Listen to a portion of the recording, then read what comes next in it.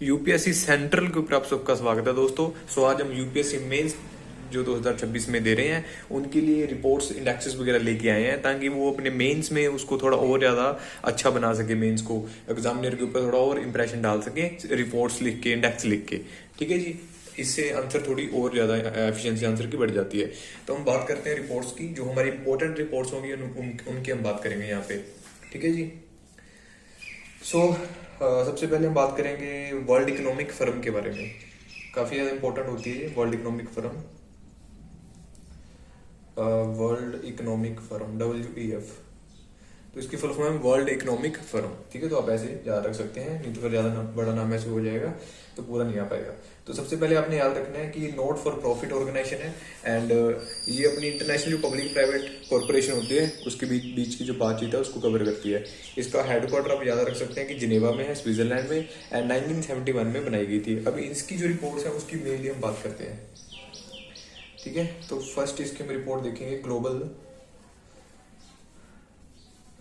Gender gap index पहला इसका। ठीक है जी। तो सो इसके बारे में देखें तो benchmark the current state and evolution of gender parity across for the 4 की डायमेंशंस। तो इसमें इंडिया के अगर रैंक देखें हम ग्लोबल जेंडर गैप इंडेक्स में, तो इंडिया की रैंक आई है 31st। तो इंडिया की रैंक है 131वीं रैंक आई है इंडिया की। और टोटल कंट्रीज कितनी है आउट ऑफ 148। ठीक है, तो 148 वन है ये, 148 कंट्रीज में से 131 रैंक आई है इंडिया की। एंड हम 2 प्लेस पीछे जा चुके हैं। पहले हमारी जो रैंक थी इंडिया की, हमारी रैंक वो 129th रैंक थी हमारी। अब हमारी कितनी हो चुकी है 31st रैंक। तो आपने याद रखना है इसको। ठीक है, 2024 का ये वाला था आंकड़ा और ये नया 25 का है। एंड इंडिया का जो स्कोर है, बेसिकली स्कोर, वैसे स्कोर अगर लिखना चाहते हो तो लिख भी सकते हो, अदरवाइज आप अगर रैंक भी लिख दोगे प्री में और मेंस में तो ज़्यादा बेटर होगा। ठीक है, इतनी समझ आएगा बंदा कि आपने पढ़ा हुआ है अच्छे से। तो एजुकेशन, इसमें 4 बेंचमार्क होते हैं परफॉर्मेंस, 4 के ऊपर परफॉर्मेंस नापी जाती है। जैसे पहला है एजुकेशनल अटेनमेंट में, so India best performing area बना है एजुकेशन में। पॉलिटिकल इंपावरमेंट में देखें तो डिक्लाइन हुआ है हमारा, क्योंकि फीमेल की जो पार्टिसिपेशन है वो हमारी कम है। पहले हमारी 14.7% थी, अभी हमारी 13.8% है। ठीक है, तो आपने इसको भी याद रखना है। एंड जो मिनिस्ट्रियल रोल्स होते हैं वहां पे भी 6.5 से कम होके हमारी 5.6 आ चुकी है फीमेल्स की जो पार्टिसिपेशन होती है। उसके बाद हेल्थ एंड सर्वाइवल में देखें तो इंप्रूवमेंट देखने को मिला सेक्स रेशियो में एंड लाइफ एक्सपेक्टेंसी में। ठीक है, एंड इकोनॉमिक पार्टिसिपेशन में देखें तो हमारी rank 144th among bottom 5 globally. ठीक है, हम बहुत ज्यादा नीचे आते हैं इकोनॉमिक पार्टनरशिप में। उसके बाद हम देखते हैं global cyber security outlook report. Global cyber security outlook report. So करती क्या है इसके बारे में देखते हैं। पहले इट एग्जामिन की trends, challenges, development in global cyber security landscape. जो भी साइबर सिक्योरिटी में चैलेंज आ रहे हैं दुनिया में, ठीक है, डेवलपमेंट के अंदर चैलेंज आ रहा है, उसकी साइबर सिक्योरिटी के बारे में ये रिपोर्ट हमें बताती है। एंड इसकी हम देखें तो एनुअली रिलीज की जाती है ये। ठीक है, तो हम प्री के लिए तो पढ़ नहीं रहे कि हम ऐसा देखेंगे कि एनुअली वगैरह, इसमें सिर्फ आपने रैंक्स वगैरह देखनी होती है, मोस्ट ऑफ एंड इंडिया की परफॉर्मेंस देखनी होती है आपने। तो इसकी 2026 के हम हाईलाइट्स देखें तो एक तो इसने निकाले इमीडिएट ग्लोबल रिस्क, उसमें से है geo economic confrontation has emerged as the top global risk. सबसे ज्यादा कौन सा जो रिस्क निकल के आया है वो है जियो इकोनॉमिक कन्फ्रंटेशन। ठीक है, कि पैसे की जो ठगी वगैरह और इकोनॉमिक में काफी ज्यादा इम्पैक्ट पड़ रहा है, तो उसमें इसमें इमीडिएट ग्लोबल रिस्क रिपोर्ट ने ये कहा है दोस्तों। उसके बाद देखें हम top risk for India. India के लिए सबसे बड़ा जो रिस्क है cyber security is identified as the India single biggest risk for the year 2026। तो आप यहाँ पे लिख सकते हो इंडिया स्पेसिफिक। ठीक है, और यहाँ पे हम लिखेंगे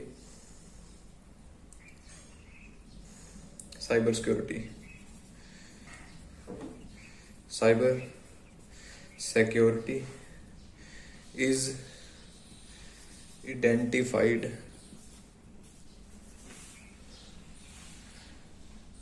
as India's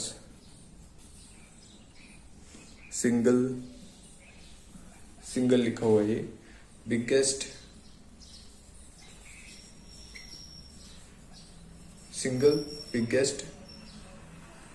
risk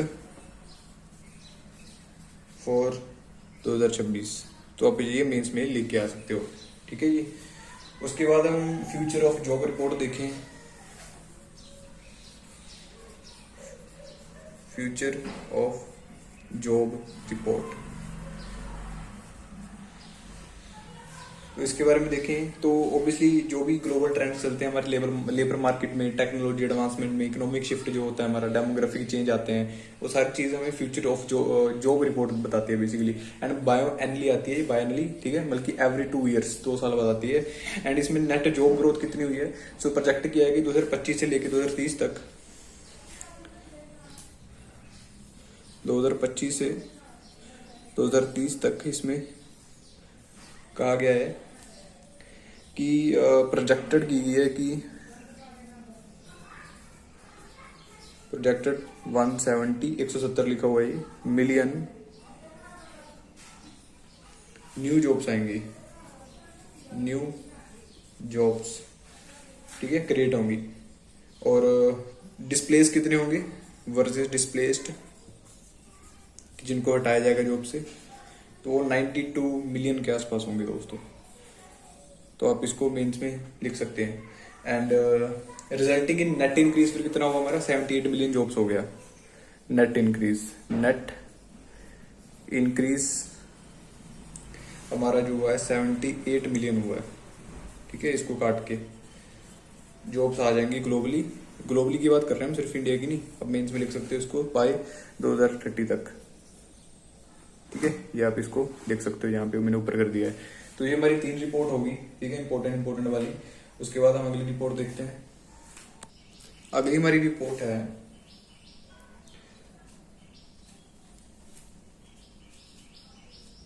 travel and tourism development report. तो इसके आंकड़े पे हम देख लेते हैं। सो क्या करते हैं बेसिकली, जो भी फैक्टर होते हैं, ठीक है, पॉलिसीज होती हैं, जो sustainable and resilient development in travel and tourism में जो चीज़ें आती हैं कि सस्टेनेबल तरीके से हमारा टूरिज्म डेवलपमेंट हो सके, उसके बारे में रिपोर्ट निकालती है ये। तो created in collaboration with university of सरी, तो सरी की यूनिवर्सिटी के साथ मिलकर निकाली जाती है, बाय एनली निकाली जाती है। एंड इंडिया लेटेस्ट जो रैंक है इंडिया की, इसमें आप इंडिया की रैंक लिख सकते हो, इंडियाज रैंक। तो इंडिया की रैंक इसमें 39th आई है, ठीक है। साउथ एशिया में हाईएस्ट है वो, तो आप मेंस में लिख सकते हो कि साउथ एशिया में हाईएस्ट है। लो जी, इसकी रैंक भी आप जान चुके हो। एंड उसके बाद हम देखते हैं एजुकेशन, और इम्पोर्टेंट चीज देखते हैं हम, state connected internet of things. तो हमारी सबसे पहले आएगी अब आईएमएफ के बारे में। तो आईएमएफ देखते हैं। सबसे पहले तो वर्ल्ड इकोनॉमिक आउटलुक रिपोर्ट सबसे मशहूर रिपोर्ट है इसकी, वर्ल्ड इकोनॉमिक आउटलुक रिपोर्ट निकालता है। एंड इसमें देखा जाए तो provide global economic analysis and GDP projection बताता है आपको, ठीक है, कि कितने % से जीडीपी वगैरह ग्रो हो रही है। एंड इसकी फ्रिक्वेंसी देखें तो बाय एनुअली आती है। एंड इसको 2 बार अपडेट किया जाता है, अप्रैल में एंड अक्टूबर में, ठीक है। एंड इंडिया की जीडीपी जो ग्रोथ इसने प्रोजेक्ट की है, आप मेंस में लिख के आ सकते हो, क्योंकि ऐसा क्वेश्चन तो आएगा ही आएगा। इंडिया जीडीपी ग्रोथ, तो इसने प्रोजेक्ट किया है, प्रोजेक्टेड 6.5 फॉर फाइनेंशियल ईयर 26-27, ठीक है जी। पहले रिवाइज की गई थी 7% 2024 में, अब वो 6.5 है। तो आप इसको लिख सकते हो वहाँ पे मेंस में। एंड ग्लोबल की जो ग्रोथ है आप कंपैरिजन करके वहाँ पे लिख सकते हो मेंस में, ग्लोबल ग्रोथ कितनी हो रही है। ग्लोबल की ग्रोथ 3.1% के आसपास चल रही है, ठीक है, स्टेडी बट स्लो चल रही है। एंड इसका जो थीम है वो आप लिख सकते हो, navigating divergence growth in a fragmented world. Basically आपके लिए यही चीज़ ज़्यादा इंपॉर्टेंट है, आप उसको लिख के आ सकते हो। उसके बाद हम देखते हैं अगली कुछ important report, fiscal monitoring report, fiscal monitor report. तो इसमें एनालिस किया जाता है ग्लोबल पब्लिक फाइनेंस ट्रेंड कितना चल रहा है, किसके ऊपर कितना ज़्यादा कर्जा लिया हुआ है, फिस्कल रिस्क कितना है उसको, ठीक है, वो सारी चीज़ें इसमें आती हैं। एंड इसमें ये बाय एनुअली आती है जी, अप्रैल 2026 में इसको हाईलाइट किया गया था। एंड इंडिया का जो फिस्कल डेट बताया गया है, इंडियास, ये सारी मेंस की चीज़ें हैं काम में लिखने वाली। इंडियास फिस्कल डेफिसिट, तो IMF ने प्रोजेक्ट किया था 4.5% के आसपास, 4.5%, ठीक है जी, 2000 बाय फाइनेंशियल ईयर 2026। तो आप इसको याद रख सकते हैं मेंस में लिखने के लिए। उसके बाद हम देखते हैं कुछ और रिपोर्ट वर्ल्ड बैंक की देख लेते हैं। अब हम सिर्फ वही करेंगे जो आप मेंस में लिख सकते हो, ठीक है, काम आ सकते हैं आप। सो वर्ल्ड बैंक देखते हैं। वर्ल्ड बैंक मार्केट चल नहीं रहा अच्छे से, तो वो वर्ल्ड बैंक की एक तो आती है हमारी global economic prospect, global economic prospect, तो ये रिपोर्ट आती है हमारी। एंड इसके बारे में देखा जाए तो ये बाय एनुअली आती है, जनवरी एंड जून में निकाली जाती है। एंड इसने, अगर आप इसकी GDP ग्रोथ लिखना चाहते हो इंडिया की, तो इसने वो प्रोजेक्ट की थी 7.2% के आसपास। इंडियाज GDP ग्रोथ इसने की है 7.2%, ठीक है, 25-26 के लिए की थी बेसिकली इसने, तो वो भी लिख सकते हो।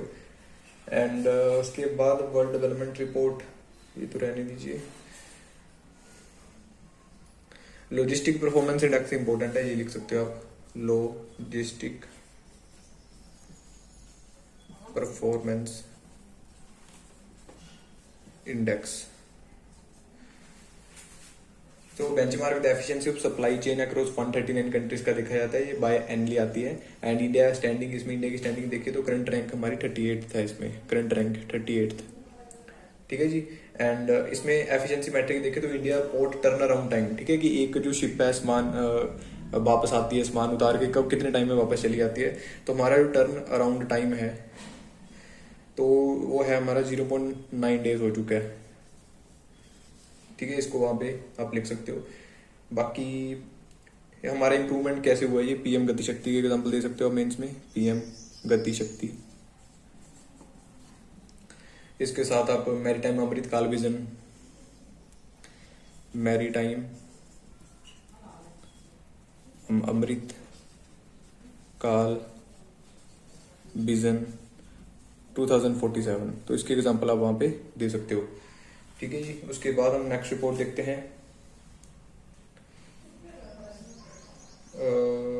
और इम्पोर्टेंट देखते हैं हम चीज, हाँ, इंटरनेशनल माइग्रेशन आउटलुक देखते हैं।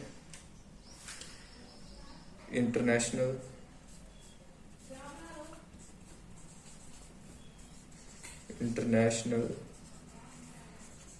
Migration outlook. So analyze the recent trends in migration movement and the labor market inclusion of immigrants in OECD countries. So India का स्टेटस में क्या है, basically India remain the largest source of migrant to OECD country, बल्कि India अभी भी सबसे ज्यादा migrant करने वाले देश में से आता है। एंड OECD क्या है, ऑर्गेनाइजेशन फॉर इकोनॉमिक डेवलपमेंट, जो भी इसके मेंबर्स हैं, एंड 38 कंट्रीज के आसपास इसमें मेंबर्स हैं, ठीक है जी। 1961 में बना था ये। एंड इंडिया में सबसे ज्यादा अभी माइग्रेशन हो रही है इन कंट्रीज में से। एंड तो Indian citizen continue to top list of acquiring citizenship in OECD nations with 2.25 lakh Indians acquiring citizenship in 2023। बल्कि आप यहाँ पे लिख सकते हो कि 2023 में 2.25 लाख इतने हमारे इंडियंस थे जिन्होंने सिटीजनशिप ली थी बाहर की 2023 में, ठीक है, सिटीजनशिप फॉरेन कंट्री की ले ली थी उन्होंने बेसिकली। ये आपने याद रखना है, मेंस में लिख सकते हो आप। सो एक तो हमारी जेंडर इनक्वालिटी इंडेक्स हो गया, जिसमें इंडिया की जो रैंक है वो 108 आई है, ठीक है, 108वीं रैंक 193 कंट्रीज में से। एंड इंडिया ने इंप्रूव किया है 14 स्पोर्ट से सिंस 2022 में अगर देखा है तो 14 स्पोर्ट हमारी इंप्रूवमेंट हुई है। उसके बाद अगर आपको कोई ह्यूमन डेवलपमेंट के ऊपर क्वेश्चन आ जाता है मेंस में, तो उसके ऊपर आप इंडिया की रैंक लिख सकते हो कि 130 रैंक आई है ना, 130 रैंक आई है हमारी 193 कंट्रीज में से। फिर ग्लोबल हमारी मल्टी डायमेंशनल पॉवर्टी, अगर कोई पॉवर्टी के ऊपर ऐसा क्वेश्चन आ जाता है मेंस में, तो उसमें आप इंडिया की रैंक से भी शुरुआत कर सकते हो कि इंडिया की रैंक से नहीं, बल्कि इंडिया में जो 415 मिलियन जो लोग हैं वो moved out of poverty between 2005-6 से लेके 2019-21 तक, मतलब कि इस 2005 से लेके 21 तक आप लिख सकते हो कि 415 मिलियन लोग गरीबी से बाहर हुए हैं। तो ये वहां पे आप मेंस में लिख सकते हो। उसके बाद वर्ल्ड इन्वेस्टमेंट रिपोर्ट देखें, अगर कोई इकोनॉमिक है ना, हमारा इकोनॉमी में क्वेश्चन आया था कि इन्वेस्टमेंट वगैरह के ऊपर, तो वहां पे आप इंडिया प्रोजेक्ट कर सकते हो कि to surpass $90 billion in financial year 2025-26, कि हम सरपास कर जाएंगे $90 बिलियन की। इतनी हमारी इंडिया में एफडीआई आ रही है, ठीक है, क्या आ रही है, एफडीआई, फॉरेन डायरेक्ट इन्वेस्टमेंट, बल्कि हमारे देश में इतनी ज्यादा एफडी वगैरह आ रही है, आपने याद रखना है।